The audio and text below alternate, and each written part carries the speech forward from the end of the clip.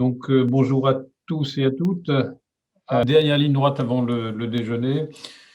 Et donc, je vais vous présenter l'état des réflexions du RISPO sur ce que pourrait être un futur observatoire du retour au sol des maphores.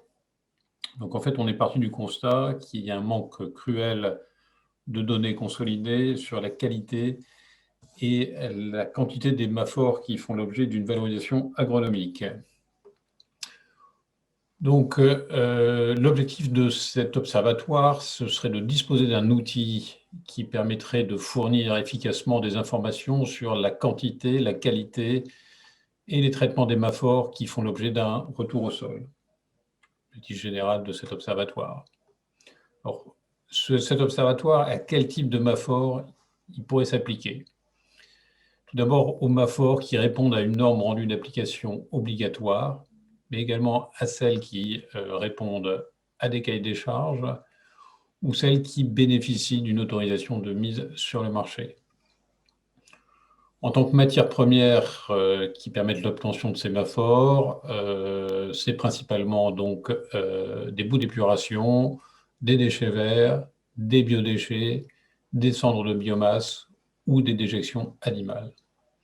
Et donc tout ça, ça permet de produire des matières fertilisantes qui ont des types soit d'amendement, soit d'engrais organiques, et essentiellement des composts et des digestats.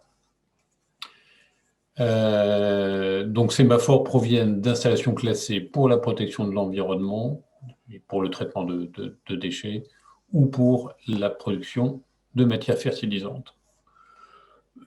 Il serait utile et intéressant d'interfacer cet observatoire avec SIAGE qui collecte toutes les données concernant les maphores soumises à plan d'épandage. Et on peut regretter que SIAGE étant opérationnel maintenant depuis un certain nombre d'années, eh bien effectivement, il n'y ait pas de production de données consolidées sur la qualité des maphores qui retournent au sol au travers de plans d'épandage. Hubert, Oui. si je peux me permettre juste, je dirais, il y a aussi la base de données des ICPE, installationclassée.gouv.fr aussi, je pense que c'est. Oui. Je n'ai pas pensé avant, excuse-moi. Donc on constate globalement qu'il y a un manque de données consolidées sur ces informations-là, quoi. Même s'il y a des bases de données qui existent, comme SIAGE, comme SIDOE, etc. Hein. À qui est destiné cet observatoire? C'est pour les producteurs et les transformateurs de maphores, donc les stations d'épuration, les installations de compostage et ou de méthanisation. Ça s'adresse aussi aux parties prenantes de la filière de retour au sol, les collectivités, les agriculteurs, les organisations agricoles, les agro-industries, les associations de consommateurs et de protection de l'environnement.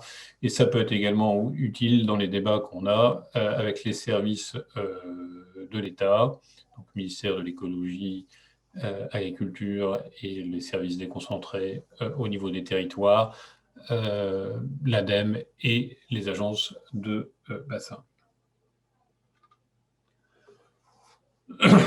Alors, pourquoi? Il s'agit ici de fournir des données régulières sur la quantité et la qualité de ces maphores. Ça reprend un peu l'objectif de l'observatoire. Fournir également des données sur l'origine et les installations classées qui produisent ou qui transforment ces maphores. Ça doit permettre également de mieux informer, et je pense que c'est déterminant. Hein. Moi, je pense dans l'intervention tout à l'heure d'Olivier Tadel, on voit bien que une des crispations autour de la filière, c'est que c'est toutes les idées reçues sur la qualité des produits qui retournent au sol. Hein, donc, l'objectif, c'est de mieux informer et de mieux évaluer l'intérêt de cette pratique. Ça devrait permettre également de renforcer la confiance et le lien entre les parties prenantes et de rendre à cette filière de valorisation organique ses lettres de noblesse et de bien la mettre au cœur de tout ce qui est économie circulaire. Alors, comment on pourrait s'y prendre? Ça, c'est des choses qui ne sont pas bien entendu arrêtées, mais sur lesquelles on a commencé à réfléchir. Ça ne peut être qu'une démarche volontaire des producteurs de Mafor. On s'est dit que l'échange de données devait être au départ fourni par les laboratoires. Ça peut être une piste intéressante parce qu'on connaît la difficulté, et moi personnellement je l'ai vécu, difficulté à récupérer des données pour les consolider ensuite. Et on sait que les laboratoires sont la plaque tournante pour fournir des informations sur les résultats d'analyse, donc la qualité des matières qui retournent au sol.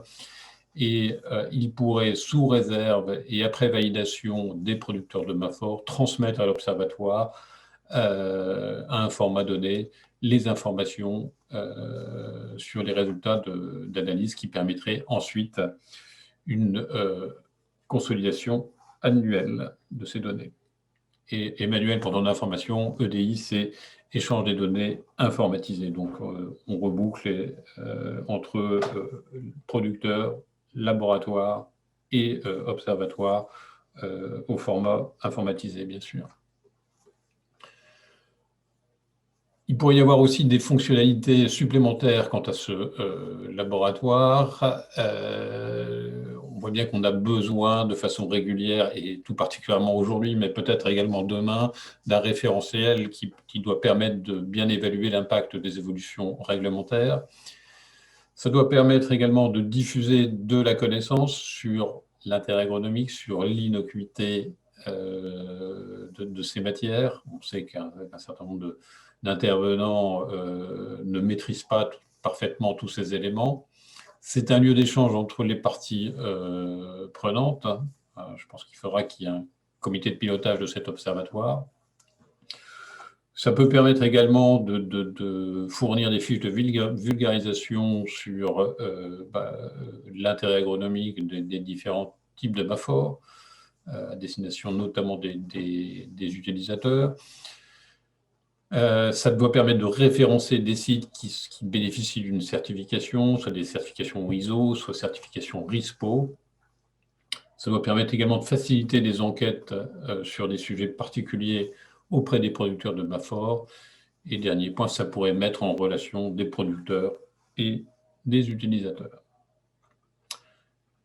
Voilà, facteur clé de réussite d'un projet comme celui-là, je pense que c'est un projet ambitieux, donc il ne faut surtout pas sous-estimer les moyens à dédier à ce type de projet. C'est du temps et c'est des moyens financiers également. Il faut également qu'il y ait une gouvernance claire de ce type d'observatoire.